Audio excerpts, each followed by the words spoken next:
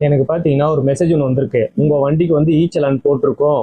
So அதை பற்றி details வந்து இந்த லிங்கை கிளிக் பண்ணி பாருங்க அப்படின்னு சொல்லிட்டு ஒரு மெசேஜ் வந்திருக்கு. இந்த மெசேஜ் வந்து ஃபேக்காக ஒரிஜினலாக நம்ம இன்னைக்கு செக் பண்ணி பார்க்க போகிறோம்.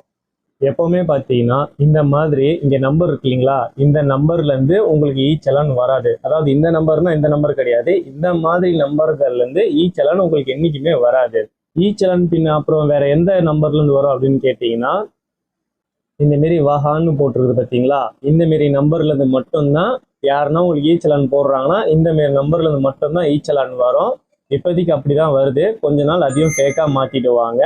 ஸோ இப்போதைக்கு இந்த வாகான் நம்பர்ல இருந்து தான் ஈச்சலான் வரும். ஓகேங்களா?